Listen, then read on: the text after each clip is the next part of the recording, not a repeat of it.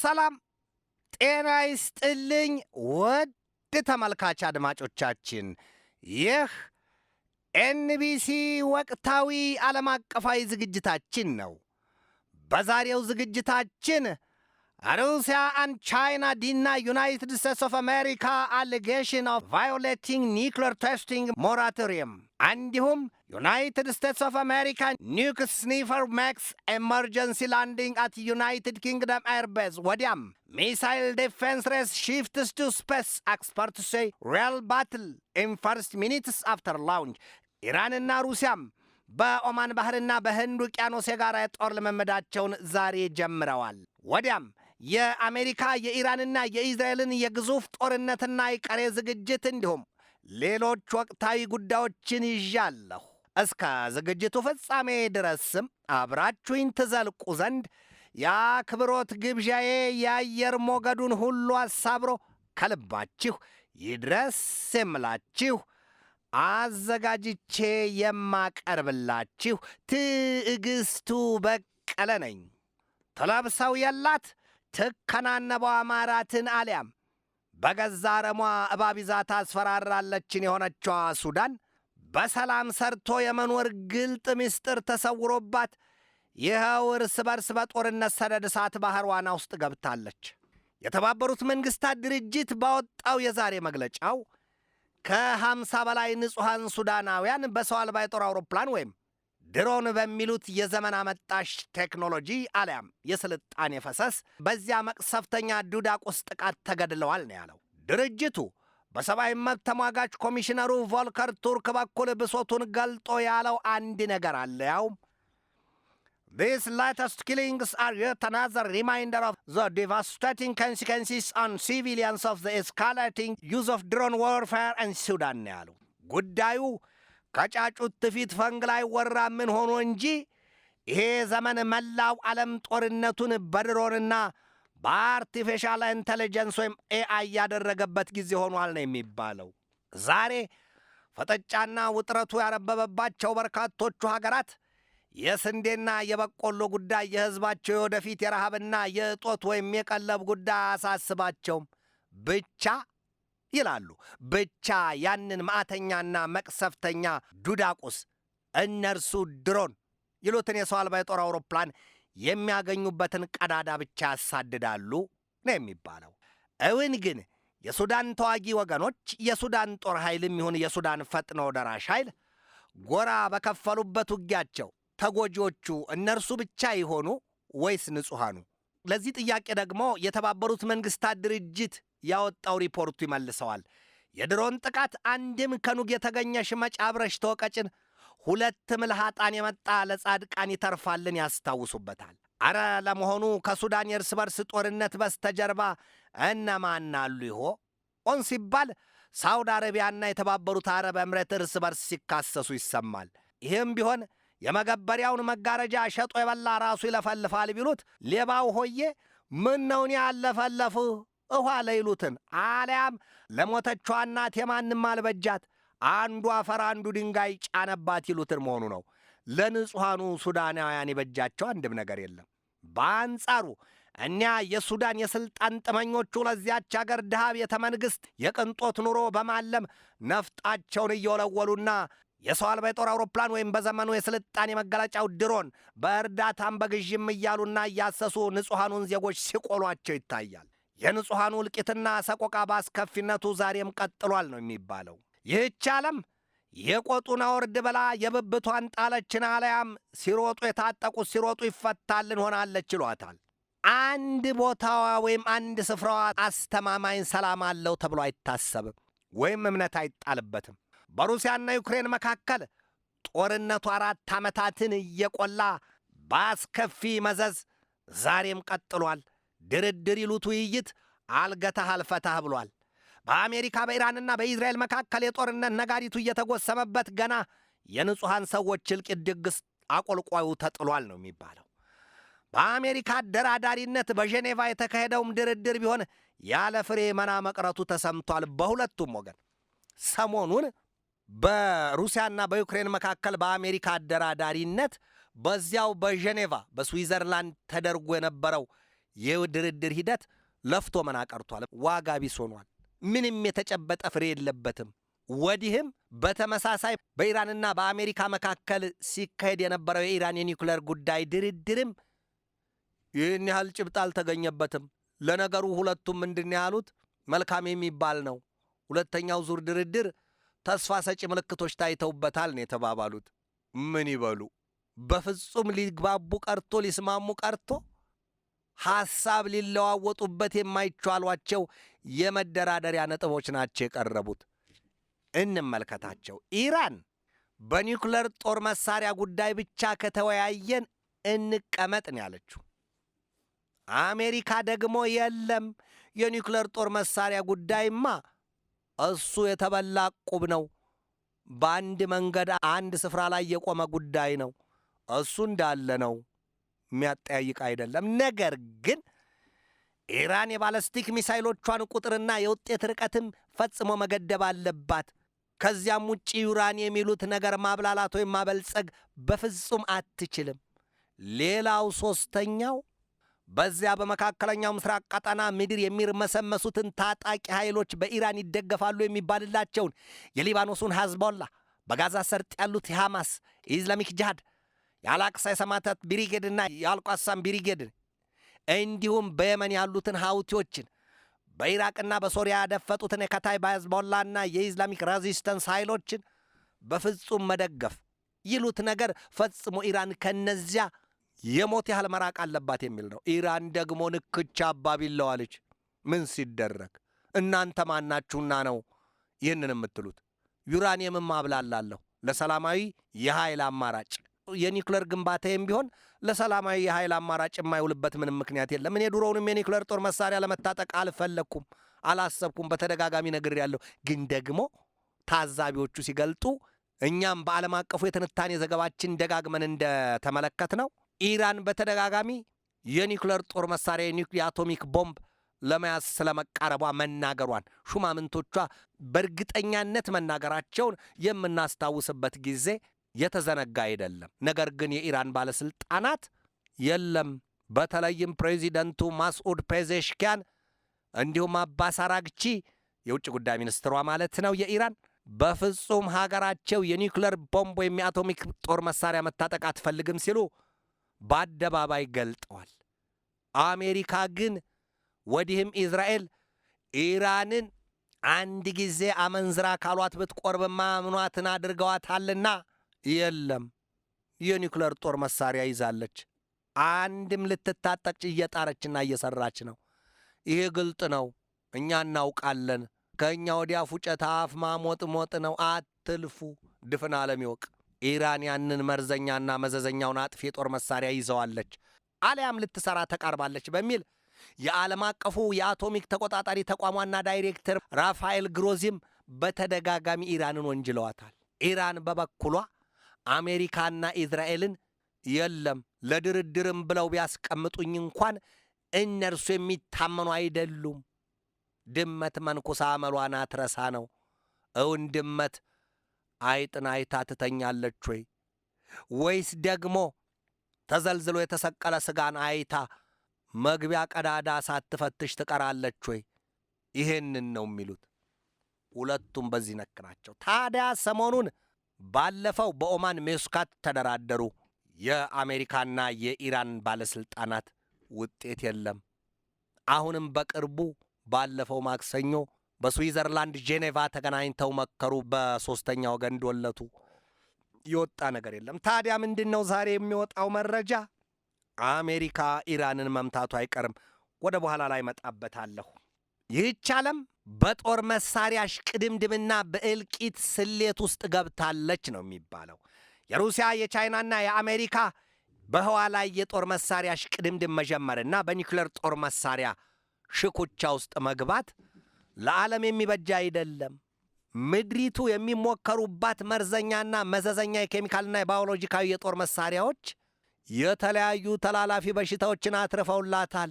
ወዲህ ምድር በፕላስቲክ በካይ ቁስ ተበክላለች፣ ተመርዛለች። ከፊል አካሏ እንዳይጠግና ዘላለም እያመረቀዘ እህህ እያለች እንድትኖር አድርጓታል በብክለት። ወዲህም የአየር ንብረት ለውጡ ምንም እንኳን በገዛ የሰው ልጅ ወይም ዘር አዳም የመጣ ቢሆንም ምድርን እያስቃሰተ ፋታ ነስቷታል። የመጥፊያዋ ነገር ይሄ ሁሉ ነው የተጋጠመባት። የፕላስቲክ ብክለት ሲነሳ ለዚህ ምስክርነቱን ለመስጠት የማይዳዳው ምላስ የለም። የፕላስቲኩ ጫና የሚያርሰውን መሬት የበከለበት፣ የሚያመርተውን ምርት የገደበበት፣ የቀነሰበት፣ የእንስሳቶቹን የግጦሽ ቦታ ያበላሸ ያጠፋበት፣ የከብት እረኞቹን ጉድ ያልሰራበት፣ ብዙ አቃቂሩን ለመናገር የማይዳዳው ሰው የለም በመላው የምድሪቱ ክፍል።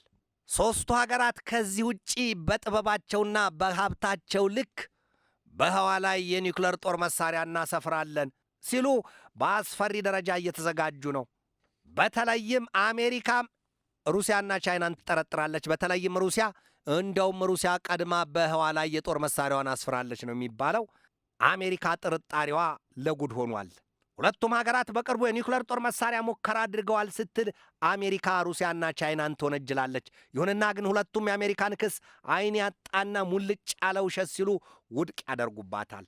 በተለይም ደግሞ ክሬምሊን ዛሬ ባወጣው መግለጫው ናይዘር ቻይና ኖር ሩሲያ ሃቭ ካሪድ አውት ሴክሬት ኒውክለር ቴስትስ፣ አሜሪካ በዚህ ወር ቻይና በ2020 የኒውክለር ጦር መሳሪያ ሙከራ አድርጋለች ስትል ቻይናን መክሰሱ አይዘነጋም።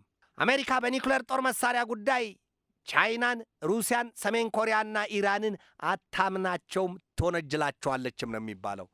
ሰሜን ኮሪያን አሜሪካ የኒውክለር ጦር መሳሪያ ትጥቋን አስፈታታለሁ ስትል ከማ ጋር ትመክራለች? ከጃፓንና ከደቡብ ኮሪያ ጋር። ሰሜን ኮሪያ ደግሞ ይሄ ጉዳይ ከአንበሳ መንጋጋ ስጋን የመንጠቅ አይሆንባችሁም ወይ? ተንጋለው ቢተፉ ተመልሶ ባፉነ ይሆንባችኋል፣ አተርፍ ባያ ጉዳይ እንዳያደርጋችሁ ስትል ምክር መሰል ማስጠንቀቂያዋን ታጎርሳቸዋለች። ሰሜን ኮሪያ እንደ ህዋሶንግ 17 የመሳሰሉትን የአህጉር አቋራጭ የኒውክለር ተደራሽ ባላስቲክ ሚሳይሎች ቢሉ የክሩይዝና የሱፐርሶኒክ ሚሳይሎችን በገፍ የታጠቀች አገር ናት። አሁንም የኒውክለር ጦር መሳሪያዎቿን ሲያሻት እንደ ቡሄ ጅራፍ እያወጣች ትቆጋቸዋለች፣ ትሞክራቸዋለች። ለወትሮም ከልጅ አትጫወት ይወጋሃል በእንጨት ነው ይላሉ አበው። ወይም ደሃና ሳት ሲነካኩት አይወድም።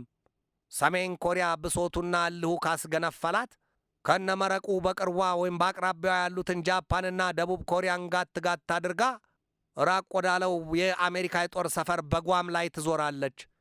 ኧረ እንደውም የአሜሪካን የማዕከላዊ ምድር በርካታ ከተሞች ነድላ ትለቃቸዋለች የሚባል መረጃ በየጊዜው ይወጣል። መለስ ስልበታለሁ በዚሁም ጉዳይ። አሜሪካ በህዋ ላይ ለማጥመድ ያቀደችውን የብዙ ትሪሊዮን ዶላር ያስከሰከሳት የጎልደን ዶም የሚሳይል መከላከያዋ በምድሪቱ ዘንድ በተለይም በሁለቱ ሀያላን ሩሲያና ቻይና ዘንድ ከስጋትም ያለፈ ሆኗል ነው የሚባለው። የሚሳይል መከላከያ ጎልደን ዶም፣ የኢዝራኤሉ አይረን ዶም፣ የአሜሪካው ጎልደን ዶም ግን በህዋ ላይ ነው የሚጠመደው። አሜሪካ አሁን ሌላው ቀርቶ ጥለዋንም አታምንም ይሏታል። እናም ሰባራ ሰንጣራዋን ታሸታቸዋለች። ዛሬ በተሰማ ዜና ታዲያ ዩናይትድ ስቴትስ ኒክ ስኒፈር ወይም ዩሳፍ WC 135 ጄት ኮንስታንት ፎኒክስ በድንገት በእንግሊዝ ማረፉ ተነግሯል። የአውሮፕላን ደግሞ በዋናነት የኒውክለር ጣቢያዎችና የራዲዮ አክቲቭ ወይም አይሶቶፕስ መርዛማ ንጥረ ቅመሞች የት እንዳሉ ለመለየት አነፍንፎ የሚችል ተአምረኛ የሰው ልጅ ጥበብ የፈሰሰበት አውሮፕላን ነው ሲሉ የሚያሳዩት ብዙዎች ናቸው። ከተሰራ የአውሮፕላን የ60 ዓመታትን ዕድሜ ያስቆጠረ ቢሆንም ወይም ኒክ ስናይፈር አውሮፕላን በእንግሊዝ በሚገኘው ግዙፉ የአሜሪካ የአየር ኃይል እዝ በሲውፎክ በሚገኘው ሚልደን ሆል ማረፉ ለምን አስፈለገ የሚል ጥያቄ ተነስቷል። አሁን እንግሊዝን አሜሪካ ጠረጠረቻት እንዴ የሚል ስላቅም አትርፏል። አሜሪካ በዚያ ደረጃ ለከፋ የጦርነት አዝማሚያ መሰናዳቷ ሲነገር፣ ኢራንና ሩሲያ ደግሞ የጋራ የባህር ኃይል የጦር ልምምድ ለማድረግ መሰናዳታቸው ተሰምቷል። ይሄ ደግሞ ሰርገኛ መጣ በርበሬ ቀንጥሱን አይሆንባቸውም ወይ ሲሉ የተሳለቁባቸው ብዙዎች ናቸው። ኢራንና ሩሲያ ያንን ግዙፍ የባህር ኃይል የጦር ልምምድ የሚያደርጉት ደግሞ በኦማን የባህር ክልልና በሰሜናዊ የህንድ ውቅያኖስ መሆኑም ነው የተገለጠው። ኢራን ያንና ይህንን ስትል ስትባጅ የውስጧ ተቃውሞ አልረገበላትም። ከውጭም የአሜሪካና የኢዝራኤል የእሳት ውርጅብኝ ሊዘንብባት ደመናው ክፉኛ ተንጠርዝዞባታል ነው የሚባለው። ኢራን ለዚህ ለዛሬው ያበቃት የውስጧ ሕዝባዊ ተቃውሞ ነው። ተቃውሞውን ሕዝቧ ቢገልጥስ በሰላማዊ መንገድ ከሆነ ምን ችግር ነበረበት? ሰላማዊ ሰልፍ፣ ሰላማዊ ተቃውሞ በሀገራት ሕገ መንግሥት ሳይቀር ብዙዎቹ ያሰፈሩት ጉዳይ አይደለም ወይ? ምን ይሉት ነው ሲባል የለም። በኢራን የተቃውሞ ሰልፍ ጉዳይ የምዕራባውያኑ እጅ ያለበት፣ በተለይም የአሜሪካና የኢዝራኤል እጅ ያለበት ስትል ኢራን በተደጋጋሚ ትወነጅላለች። ያንንም ስትል ኢራን በርካታ ልጆቿን እጄን በጄ በሆነው ስሌቷ በገዛ ጥይቷ ረምርማቸዋለች፣ በብዙ ሺህ የሚቆጠሩትን። አሜሪካ ደግሞ አያጅቦ ወቅታያ አታደፍርሽብኝ ሲል ከታች የምትጠጣውን አህያ እሱ ከላይ ሆኖ የወነጀለበትን አይነት ስሌቷ የኢራንን ተቃዋሚዎች የጸጥታ ኃይሉ መግደሉ ልክ አይደለም፣ በቀጥታ እጄን አነሳለሁ ስትል ማስጠንቀቋ በኢራን ቤት ይኸው የአሜሪካ ጣልቃ ገብነት ከዚህ በላይ ምን አለ? የኢዝራኤልም የሞሳድ የስለላ ተቋም በዚህ አለ፣ ብዙ ማስረገጫና ማሳያ ሰነድ አለን ስትል ኢራን በሹማምንቶቿ በኩል በተደጋጋሚ መግለጫ አውጥታለች። ሄዶ ሄዶ መዘዙ ያማዘዘው ጉዳይ ቢኖር አሜሪካን በኢራን ላይ በትሯን ለመሰንዘር ማዘጋጀቱ ነው። ኢራንም እሰበራለሁ እንጂ አልታጠፍም በሚል አቋሟ በውስጥ ጉዳይ ማንም ጣልቃ አይገባም ስትል ምክሯና ዝክሯ ከሩሲያና ከቻይና ጋር ሆኗል። ጉዳዩ የማታ ቆሻሻ ከመንካቱ የማነካካቱን ሆኖ ዛሬ ላይ እንደውም ብዙዎች ብዙ እየተባባሉበት ነው የተባለው። ዛሬ በወጣ መረጃ እንዲያውም የአሜሪካው ፕሬዚደንት ዶናልድ ትራምፕ ከኢራን ጋር ሊገቡበት ባሰቡት የሙሉ ጦርነት ስሌት የጦር መሳሪያቸውን ምላጭ ሊስቡት በጣም ተቃርበዋል የሚል ነው መረጃው። ሮው ስቶሪ ያወጣው ዘገባ ይላል ትራምፕ ኢንችስ ክሎስ ቱ ፑሊንግ ዘ ትሪገር ኦን ፉል ፍሌጅድ ዎር ኩድ ቢጊን ቬሪ ሱን። ኢራንም ባለፈው ሳምንት ምንድን ያለችው? አወር ፊንገር ኢዝ ኦን ዘ ትሪገር፣ የኢራንም ጣቶች በመሳሪያው ምላጭ ላይ ናቸው። ዛሬ ደግሞ አሜሪካ ከሳምንት ቆይታ በኋላ የአሜሪካ ጣት በመሳሪያው ምላጭ ላይ ሆኗል።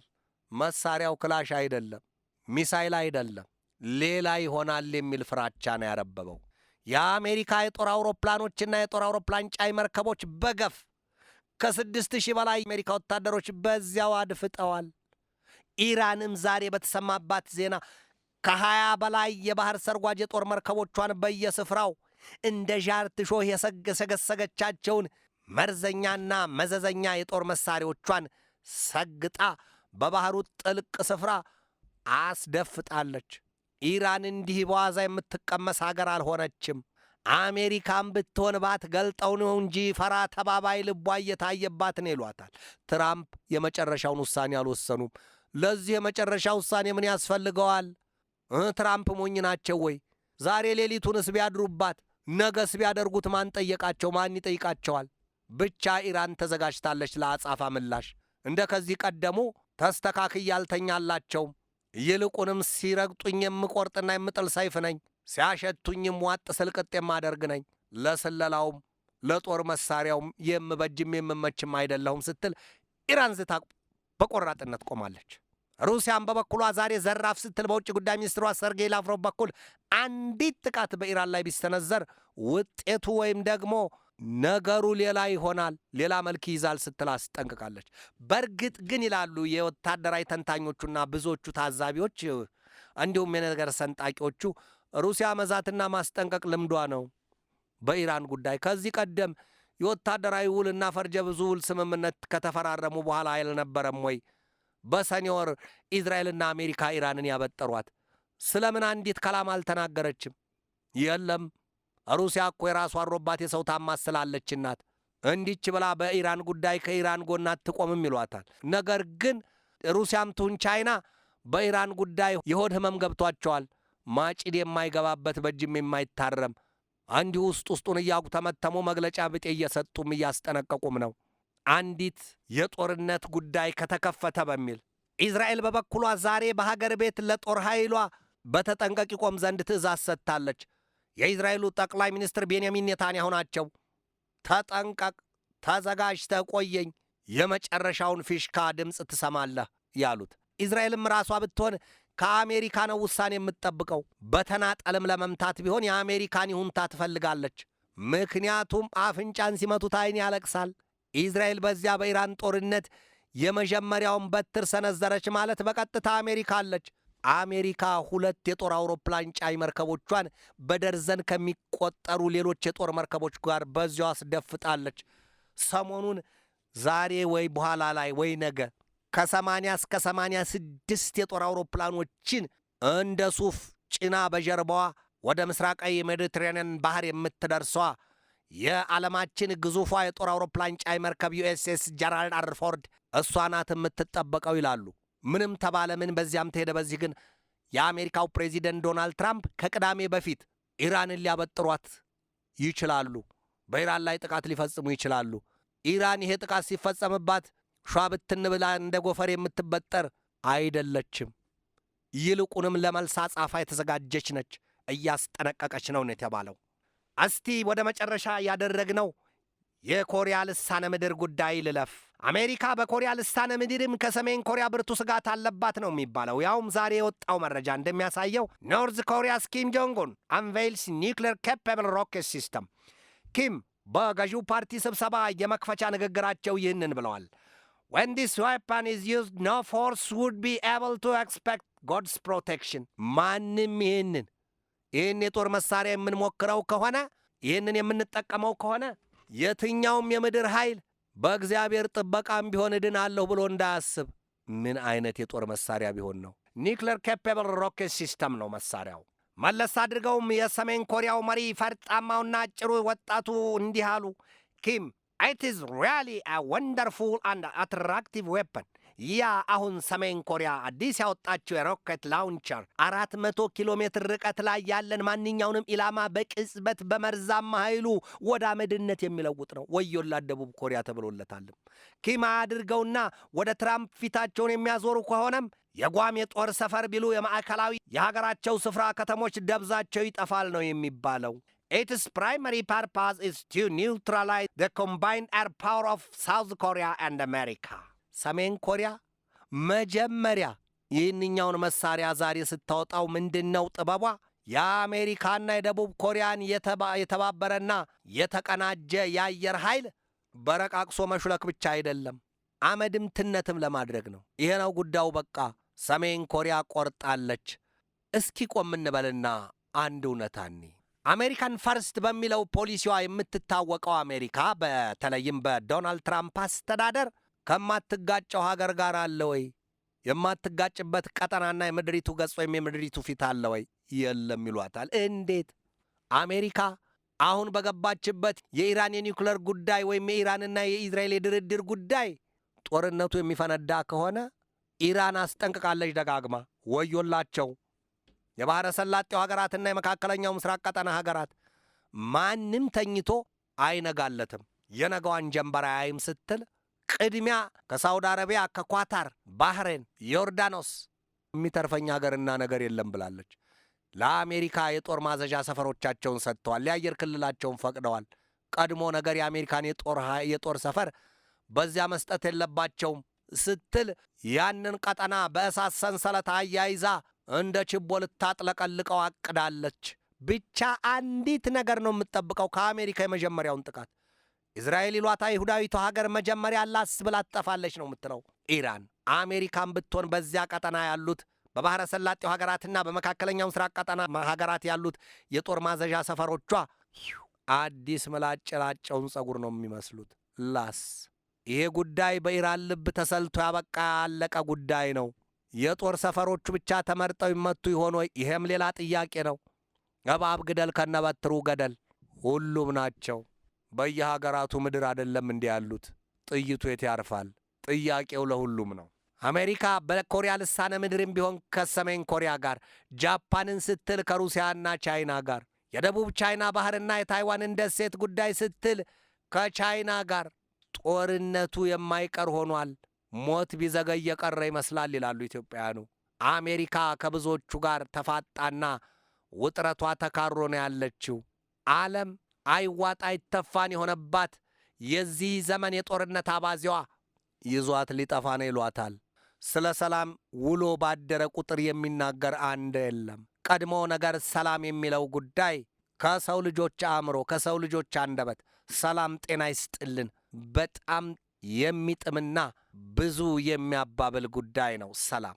ነገር ግን የምድሪቱ ነዋሪ ሰው ሰላምታን ለመግባቢያ ከማድረጉ በላይ ስለ ሰላም የተገነዘበበት አእምሮ የለውም። በልቡ የቋጠረው አንዲት ንሽ የለውም። ሰላም የህልውና መሠረት ነው። ሰላም የምድሪቱ ቀጣይ ዕጣ ፋንታ የሚወሰንበት ጉዳይ ነው። በፕላስቲክ ተረፈ ምርት ስንበክላት ምድር ሰላም አጥታለች። በአየር ንብረት ለውጥ ያንን ሁሉ ጉድ ስናመጣባት ምድር ሰላም አጥታለች። ድሮ ያልነበረው ባህሪዋ ከእሳት በላይ የሚፋጅ የፀሐይ ስለታማና እሳታማ ጥፍሮች ይዘረጉባታል። የሰው ልጅ ደኖቿንና እጽዋት ሀብቷን ሙጥጥ አድርጎ በመጥረቢያና በእሳት ልሶታልና ወዲህም ሲፈልግ በፕላስቲክ መርዛማ ተረፈ ምርት በክሎታል። ወዲያ ሲሄድ ደግሞ ራሱ በአእምሮ በፈጠረው የጦርነት ስሌት የጦር መሳሪያ አሲዳማ መርዝ እየሠራ ይታኮስባታል። ሰው ትልቁ ፍጡር ሰው የሚያስበው ከሌሎች ፍጥረታት በማሰቡ ነው የሚለየው የተባለለት ትልቁ ፍጥረት ሰው ሲያሻውም በአምላክ አምሳል የተፈጠርኩ ነኝ እያለ የሚሰብከው ሰው የሰላም ጉዳይ፣ የሰላም ጥያቄ ወይም የሰላም ትርጉሙ ጠፍቶት የኋሊት ሲንጋለልና ሲወድቅ ይታያል። ወድ ኤንቢሲ ተመልካች አድማጮቻችን የዛሬን በዚህ ተሰናበትኳችሁ። ነገ በሌላ ርዕሰ ጉዳይ እጠብቃችኋለሁ። እስከዚያው ከልባችን እስከ ዓለማችን ሰላም ተመኘሁ። በድጋሜ ሰላም።